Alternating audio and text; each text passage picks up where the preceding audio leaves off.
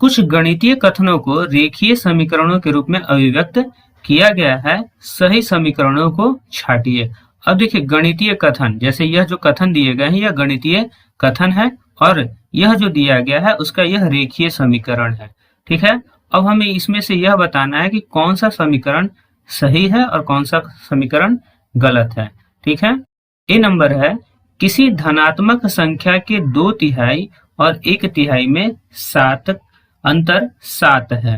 2/3 और 1/3 धनात्मक संख्या। तो सबसे पहले हम मान लेते हैं कि संख्या, अगर हमें इसका इक्वेशन बनाना होगा तो सबसे पहले हम संख्या को मानेंगे x और x का हम 2/3 निकालेंगे। 2/3 का मतलब होता है 2/3। तो 2/3 गुना x मतलब 2/3x हो जाएगा यह।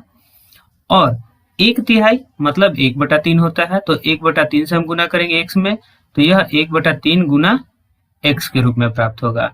अब यहाँ कहा गया 2/3 और 1/3 में अंतर, मतलब पहले हम 2/3x लिखेंगे, फिर माइनस देंगे, फिर 1/3x लिखेंगे बराबर 7। तो इसका इक्वेशन हमें 2/3x minus 1/3x equal to 7 के रूप में प्राप्त होगा। परंतु यहाँ जो इक्वेशन दिया गया है वह 1/3x बराबर माइनस 2/3x बराबर 7 दिया गया है, जो कि गलत है। तो यह इक्वेशन सही नहीं है।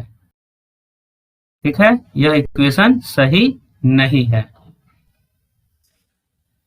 अगला है, किन्हीं दो क्रमागत संख्याओं का योगफल 27 है। योगफल का मतलब होता है जोड़ और क्रमागत संख्याओं का मतलब होता है क्रम से आने वाली संख्या, जैसे 1, 2, 3, 4, 5, ये सभी क्रम से आने वाली संख्याएं हैं, क्योंकि इनके बीच में अंतर 1 का होता है। ठीक है, क्रम से क्रमागत संख्याओं में 1 का अंतर होता है। देखिए 5 से 4 घटाएंगे तो 1 आएगा, 4 से 3 1 आएगा। ठीक है, तो दो क्रमागत संख्याओं का योगफल 27 है, तो इसके लिए इक्वेशन बनेगा। तो सबसे पहले हम मानेंगे संख्या बराबर x।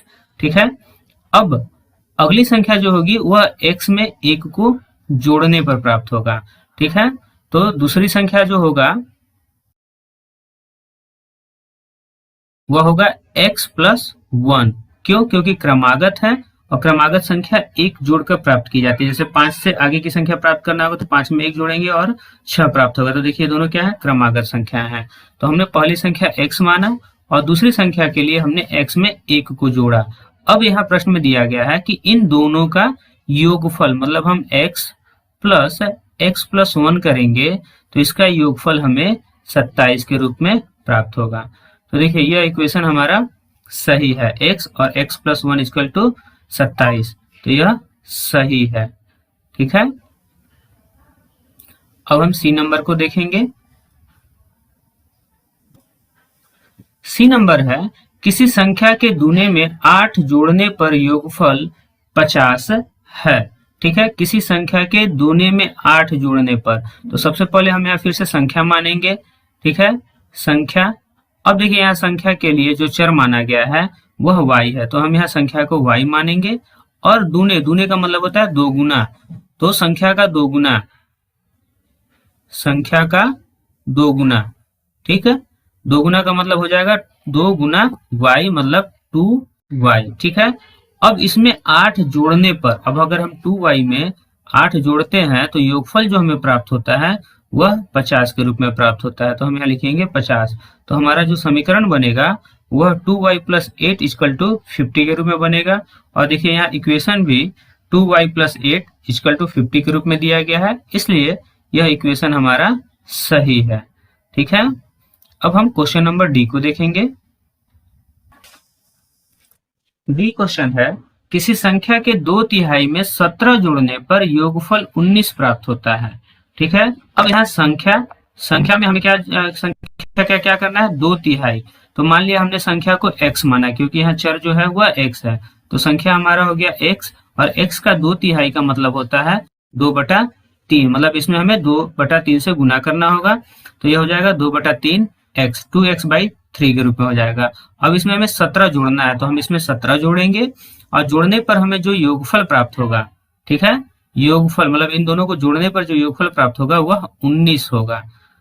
तो देखिए हमें इक्वेशन बनकर तैयार है, 2x/3 + 17 = 19। ठीक, अब देखिए हमारा यहाँ यह दिया हुआ है 2x/3 प्लस 17 बराबर 19। तो यह इक्वेशन हमारा सही है। ठीक है, अब हम क्वेश्चन नंबर 3 को देखेंगे।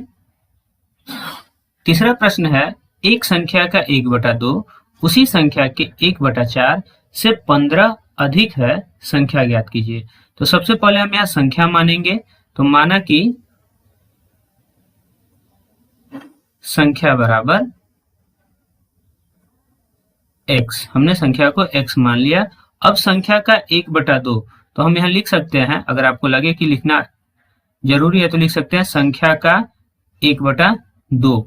तो x गुना 1/2 मतलब ये हो जाएगा x/2। ठीक है, और उसी संख्या मतलब ये जो संख्या हमने माना है उसी का 1/4 है।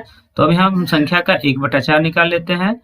तो संख्या का 1/4 के लिए हम संख्या में 1/4 से गुना करेंगे तो ये हो जाएगा x/4। अब 1/2 जो है वो उसी संख्या के 1/4 से 15 अधिक है। तो प्रश्न के अनुसार 1/2 है वह बड़ा है और 1/4 छोटा है। तो हम लिखेंगे x/2 माइनस x/4 बराबर 15। अधिक है मतलब दोनों का अंतर करेंगे। अब हम इसको एलसीएम निकाल लेंगे। तो एलसीएम होगा हमारा 4, 2 से 4 में भाग करेंगे 2 बार में, और 2 का गुना हम 1 में करेंगे तो यह 2x माइनस x बराबर 15। ठीक है, अब 2x में से x जाएगा तो x बचेगा, x/4 बराबर 15। अब हमें x की वैल्यू 15 गुना 4 या x बराबर 60। हमें x का मान क्या प्राप्त हुआ? 60। इसलिए हमारा संख्या जो होगा, संख्या को हमने x माना था तो अतः संख्या बराबर 60 और यही हमारा आंसर होगा। ठीक है, अब यदि हम चाहें अपने आंसर को जांचना कि हमारा आंसर सही है या गलत है, तो देखिए जैसे जैसे प्रश्न में कहा गया है हम वैसे वैसे उसका मान रखकर ज्ञात कर सकते हैं। जैसे संख्या का 1/2 तो 60 का 1/2 मतलब 60 को हम 2 भागों में 2 से भाग करेंगे तो यह 30 प्राप्त होगा। और संख्या का 1/4 मतलब 60 को हमें 4 से भाग करना है तो भाग करेंगे तो यह 15 प्राप्त होगा। दोनों का अंतर कितना है? दोनों का अंतर 15 है। तो देखिए यह इससे 15 अधिक है कि नहीं है, तो इसलिए हमारा आंसर सही है।